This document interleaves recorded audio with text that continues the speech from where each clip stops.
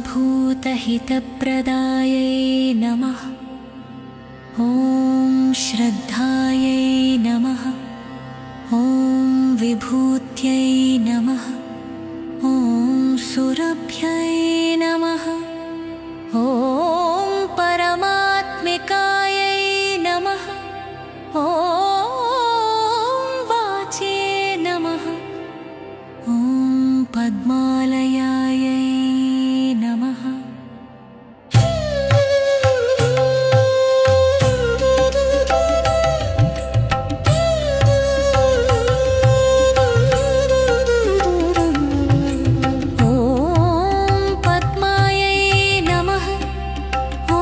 शुचै नमः।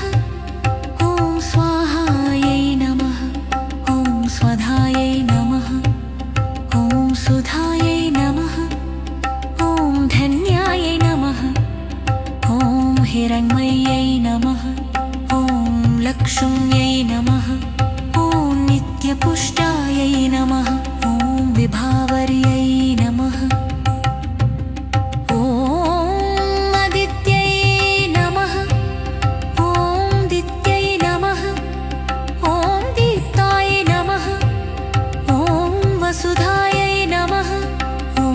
वसुधारिण्यै नमः। ॐ कमलायै नमः। ॐ कान्तायै नमः। ॐ कामाक्ष्यै नमः। ॐ क्षीरोदसम्भवायै नमः। ॐ अनुग्रहपरायै नमः। ॐ बुद्धये नमः। ॐ अनघायै नमः। ॐ हरिवल्लभायै नमः। अशोकायै नमः। ॐ अमृतायै नमः। ॐ दीपायै नमः। ॐ लोकशोकविनाशिन्यै नमः। ॐ धर्मनिलयायै नमः। ॐ करुणायै नमः। ॐ लोकमात्रे नमः। ॐ पद्मप्रियायै नमः। ॐ पद्महस्तायै नमः। ॐ पद्माक्षै नमः। ॐ पद्मसुन्दर्यै नमः। ॐ पद्मोर्घ्यरायै नमः। ॐ पद्ममुख्यै नमः। ॐ पद्मनाभप्रियायै नमः। ॐ देव्यै नमः। ॐ पद्मिन्यै नमः। ॐ पद्मिन्यै नमः।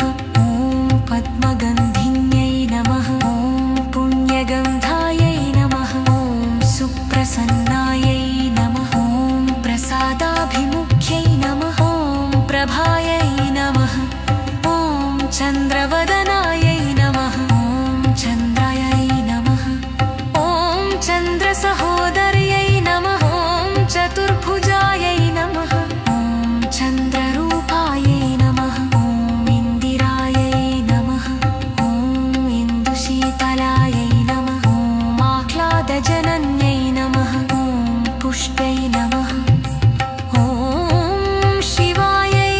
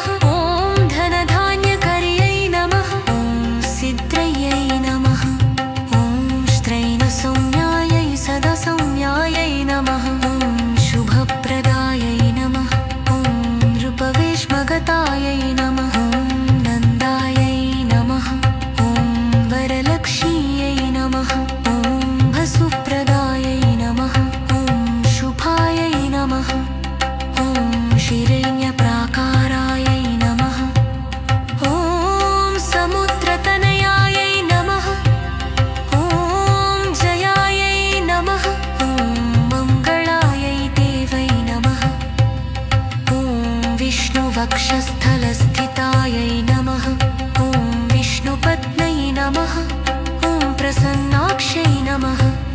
ॐ नारायणसमाश्रितायै नमः। ॐ दारिद्र्यध्वंसिन्यै नमः। ॐ सर्वोपद्रववारिण्यै नमः। ॐ नवदुर्गायै नमः। ॐ महाकाल्यै नमः। ॐ ब्रह्मविष्णुशिवात्मिकायै नमः। ॐ त्रिकालज्ञानसम्पन्नायै नमः। ॐ भुवनेश्वर्यै नमः। ॐ समुद्रतनयायै नमः। ॐ जयायै नमः। ॐ मङ्गलायै देव्यै नमः। ॐ विष्णुवक्षस्थलस्थितायै नमः। ॐ विष्णुपत्न्यै नमः। ॐ प्रसन्नाक्षै नमः। ॐ नारायणसमाश्रितायै नमः।